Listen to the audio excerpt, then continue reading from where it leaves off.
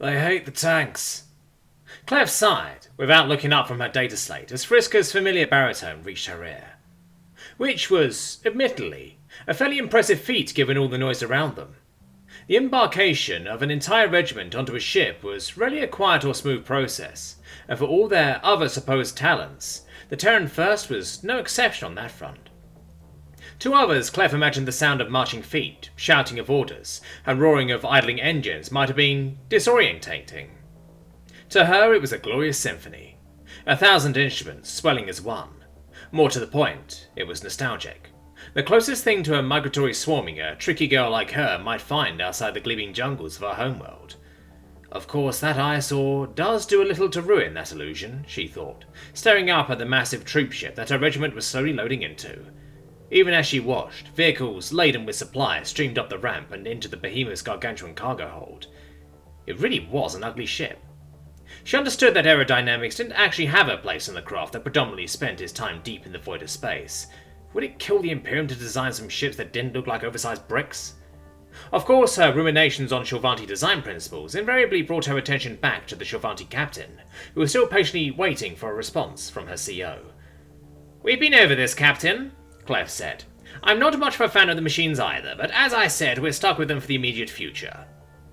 Her part said, she returned her attention to the long list of facts and figures on the slate in her hand.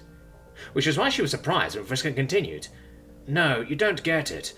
The crews, they like tanks. They just really hate these tanks." Deciding that Friska was clearly going somewhere with this, Clef sighed as she lowered her device, giving her underling her undivided attention. "Alright then," she hummed. "What specifically do they hate about the vehicles? The ones that I, and by extension they, have been saddled with." Apparently gratified that her CO was now properly paying attention to what she was saying, the Shilvanti woman stood up straight to make her pitch. "In short, they're too big." "That's it," Clef thought. Only her prior experience with the woman across from her kept her from snapping at the captain for wasting her time with the blatantly obvious, when she was busy trying to load an entire regiment onto a ship. "Yes," the colonel says simply. "I'm aware of that issue. They're tanks. Of course they're big. That's why the Imperium stopped using them." The Tricky had never quite managed to reach the interstellar stage, but even before her people had been conquered by the Imperium, they had begun to phase out tanks as a viable weapon system. They were just too big and cumbersome for the modern battlefield. Like the armoured knights of old, she thought. It was a recurring theme for most species. As soon as the civilization switched from cold weapons to hot, specifically swords and spears to muskets and cannons, armour became less and less viable as offensive means outpaced defensive ones in effectiveness. And by the time a civilization reached the interstellar stage, the gap in effectiveness was so hilariously lopsided that the only real defense against weapons fire was to avoid it entirely, by either hiding or evading it. Something tanks struggled to do in an era where ships could rain fire from orbit. Space was the ultimate high ground, after all. The fact that said orbital fire was not likely to be a factor on this deployment was the only reason she had consented to taking the vehicles at all. Even then, though, she did not have high expectations for the machines. "Not that kind of..." Friska paused before continuing. "Well, that as well. The problem they've been complaining about is there's too much wasted space in the vehicle's interior." Clef could barely believe her ears. "You're saying they wanted to be more cramped?" Her underling shrugged, as if to say, humans. Which, given the exploits of their latest regimental champion, did actually convey quite a bit. "Alright then," Clef said, as she found her thoughts switching orientation. "Is there actually anything we can do about that? Obviously we can't change the shape of the machines en route." She had to resist the urge to smile as Friska responded by pulling out a list. That was good. She clearly planned for this conversation. More to the point, it showed that she was genuinely listening to the soldiers under her command, rather than simply placating them. After all, while Friska was the officer, she had little actual hands-on experience with the vehicles she was now expected to command. She'd no doubt been brushing up on her theory in the time since she'd discovered she'd be commanding tanks rather than exos, but they couldn't compare with direct experience, which those under her command had. Sure, the humans were primitive by Imperial standards, but in the area of heavy armour, they likely had more experience than any Imperial commander alive. "We can," Friska said, eyes skimming over her notes. "Nothing revolutionary, of course. Not enough time or resources for a real retrofit, but we could install a few redundant systems. Sensors, fire control, drone storage. We can also use them as storage space at ammo packs, parts supplies, medical and otherwise." Clef Santana twitched thoughtfully. "Next to the drones, they won't be able to fly in the conditions we're expected to face." Friska did as instructed, striking off the item. The other things sound good, but medical supplies? The Colonel asked. Are they running fighting vehicles or a bed and breakfast? She would have thought that the space, now that it was apparently available, would have been better served being filled with something more vehicle-focused. Medical supplies was something she'd imagined the infantry would want a greater supply of. Some of the crew have suggested that with the number of females present, we may suffer a higher rate of injury, Frisker said slowly. Clef actually twitched before sniffing disdainfully. Of course, then she actually thought about it, rather than giving her a wing-jerk reaction. Sure, it was a little strange to imagine the women of the regiment being the weaker link, but it was possible. Humans were strange like that. From what I've seen, humans don't have that much in the way of sexual dimorphism relative to the rest of the galaxy, she pointed out. The males are a little bigger and stronger on average. Enough to make a difference? Clef asked. Honestly couldn't say, ma'am. Frisker shrugged helplessly. They looked similar enough to me, but some of my people, well, they were quite insistent on the subject.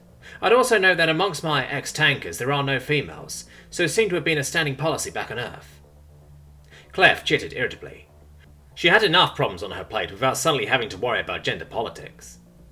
Sure, there was a decent chance the humans were speaking from a place of reason and logic, but then again, she could also remember the amount of backlash there'd been back on Hruff when males had been allowed to serve in the military. And even centuries before that when wingless were allowed to serve. Get someone to look into it, she finally decided. Can't say I've noticed any great disparity in the time they've been with us, but I can't say I've been looking for it either. Not been popping down to the medical tent to play the noble in the parlour with some sweet wounded Earth boy? Frisker asked coyly. Clef gave her a hard look, which had the Shorvanti straightening up, as she was instantly reminded who she was speaking with. Hardly, the Colonel said, her voice as dry as Shill's northern territories. True or not, don't let your people spread that kind of talk too far. Last thing we need is a divide over gender, of all things. Of course, ma'am, Frisker said, quickly, back as straight as it could go. Satisfied, Clef hummed. Back to our unwanted tanks, though. From what I'm hearing, they basically want to stuff their tanks full of spare material. That is the essential truth of the matter. In different circumstances, I think there's a ton of other things they'd want to change, but as you've said, there's a limit to what we can do in the time frame we have. Clef nodded. They're soldiers. They'll fight with what they have. Still, if they're fine with turning those vehicles into cramped hellspace, there's more power to them. You've got my permission, but I don't want to hear any stories about crews dumping equipment because halfway through a mission, they get a little claustrophobic. Frisker smiled, some of her earlier cheer returning. Somehow I doubt that'll be an issue. They're very spirited. Despite herself, Clef found herself smiling in turn. Though, given the way Frisker recoiled slightly, she doubted her grin displayed much in the way of mirth. Just teeth. Good. Jason grunted as he dumped another stack of data slates onto the dolly drone. Once upon a time, he'd have thought his change in rank would allow him to escape this sort of menial labour. As it turned out, it didn't. He was doing the same sort of work he'd have done as a private, just with more important stuff. Case in point, he was in the middle of moving the entirety of the headquarters' backup data slates. The things were built like a brick, and had none of the bells and whistles of a regular data slate, but they were designed to withstand just about anything, from an EMP to a fall from orbit. Most importantly, each one was automatically updated with the contents of its assigned officer's primary data slate, which only made sense, as it meant that should an officer's original data slate be lost or damaged by something like an EMP, they could smoothly transition to the more heavy-duty variant. Of course, that also meant that the devices were a huge security risk, fancy security cyberware or not, which is why, as the regimental champion, it was his duty to move them from headquarters and onto the ship. Only he could be trusted with such an important task. I'm a steward, he thought to himself, as he dumped another of the devices onto the dolly drone. A glorified steward. Wiping a stray bead of sweat from his forehead, he turned towards the open doorway. You could help, you know, he called out. I'm guarding you, Yrrol called back, though he didn't miss the slight snigger in her voice. It requires my full attention. Of course, most stewards didn't have a full-time guard detail, or at least one that was full-time while they were on deployment. He was just turning back to his assigned duties when he caught movement out of the corner of his eye. Glancing over, he grinned. Well, at least one of my guards is nice, he called out to Yrrol, as the second member of his colour guard started placing data slates onto the drone, with a great deal more delicacy than Jason himself had been using. From the doorway, Yrrol just chuffed in amusement, but refused to move, which was probably for the best. One of his guards helping could be excused, but someone did actually need to watch the door, even if the chance of funny business in the middle of regimental headquarters was so small as to be effectively nil. Looking at his newfound helper, he smiled. Thanks, Nora. The blonde woman, whom he guessed to be some brand of Scandinavian, just grunted, as she continued to methodically place slates onto the machine. "No problem, champion," she responded in halting shrill, her northern accent coming through in full. "Is that a Danish accent?" he asked. "Norwegian," the woman said simply. "Ah," he paused. The conversation lapsed into silence from there, which would usually be fine with him. He wasn't exactly a talkative guy, and if his newest garb was the same, then that was all the better. Still, he found himself curious about the woman across from him, if only because she was the only human he'd had any prolonged contact with in some time. She was attractive. It seemed fairly shallow that was the first thing he'd noticed about her, but it was. Nice symmetrical features, honey gold and piercing blue eyes. He imagined some might describe her features as marred by the ragged scar that ran up her chin, giving her lips just a hint of a sneer, but he honestly thought it gave her some character. Older than most of the other recruits I've seen, he noted. At a guess, he put her at late 20s, early 30s at the most. And while she might not have been quite Shorvanti in size, she wasn't exactly a slouch in that department either, in any respect.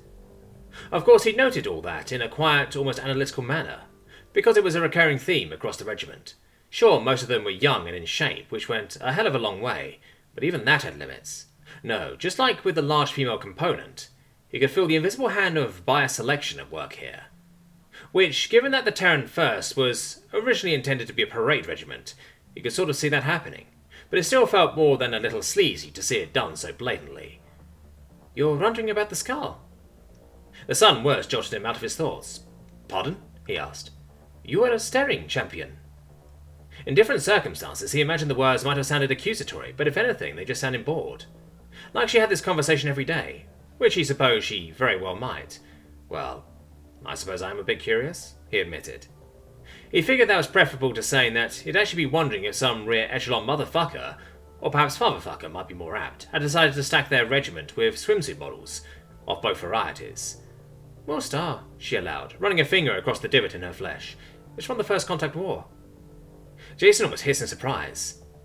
"Yes, that is the usual reaction I get," she smiled, "especially after showing up here." Yeah, he could well believe that. Sure, a lot more soldiers had survived the Shorvantis invasion than expected. The aliens were pretty thorough in wiping out command posts in their first strike. Hell, it might have been the first war in history where those at the top of the chain of command were actively in more danger than those at the bottom. There wasn't to say that plenty of regular soldiers, airmen and seamen, didn't die in the war, or in the fighting that led up to and followed as many disparate surrenders. There'd just been less death among the rank and file than might otherwise be anticipated. So hearing that Nora was a survivor wasn't the real shocker here. "Why do it?" he asked, before he could stop himself. The woman shrugged, moving another datapad. "Why not? It's a skill set I have, and one that the Imperium apparently needs. A job is a job. Soldiering just happens to be the one that comes with more caveats." He could scarcely believe his ears. "What about your, I don't know, patriotism?" "Never existed." She glanced up at him. "What about yours?" "My situation is complicated," he immediately shot back. She hummed in a disbelieving manner. "It is," he insisted. Nora chuckled, a deep, throaty thing. "What does it matter to people like you and I whose flag we march under? Human or alien is all the same to us. Best we can do is live our lives, and at least in the Imperium I don't have to worry about being held back because I've got tits." No, just being human, he thought to himself. Despite that, though, part of him agreed with her. Hell, a year ago he would have agreed entirely. It was like hearing his past self's own thoughts echo back to him. But it wasn't a year ago. He'd seen things in his time in the Imperium. Seen the nobility at work. Corruption, classism, sexism, racism. The Imperium ran the gamut. And unlike pre-invasion America, didn't even have to pay lip service to the notion of fairness, which made it all the more heinous and blatant. So blatant that even a nobody like him... Perhaps, he allowed, cutting off that thought before it could fully form. Nothing good would come from going down that road. Instead, he simply shuffled another datapad onto the dolly drone. Nora seemed to take his words as agreement, though, as she happily continued her own work. The pair moved in silence for a few more minutes, before there was a shuffling at the door.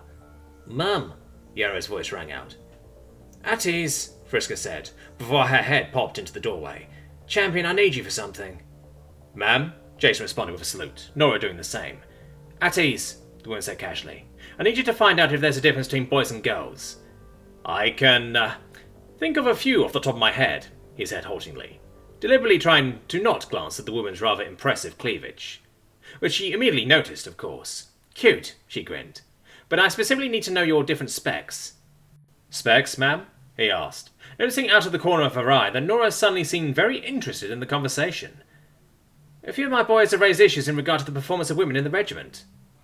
Jason almost flinched at the way the Scandinavian woman's expression turned distinctly stony at that. Would it have killed Frisker to be a bit less blunt? Ignorant, or perhaps just uncaring of the human woman's growing outrage, the captain continued. So, now the colonel wants me to find out whether there's any truth to their belly aching, and if so, how much, which is why I've come to you. Right, Jason says slowly, well aware that he'd essentially just been handed a live hand grenade, and that he desperately wanted to pass it to someone else. Wouldn't that be something she should ask the medical staff, though? Of course, he felt like an idiot the moment he said that. He clearly spent too much time on the whisker. As evidenced by the way Frisker's tone took on a hint of seriousness. No, that would be something she would ask me, who in turn has asked you, who in turn will ask the medical staff, who will in turn report those findings back to me before I summarise them to her, at which point she will make a decision. He finished at the fairly unsubtle reminder of the degrees of rank between himself and the colonel, even if their older champion occupied a fairly nebulous spot in the military hierarchy. I'll get on it, ma'am, he said seriously. At a response, Frisker nodded, her usual jovial smile coming back. Good. Have that report sent to my datapad by tomorrow morning.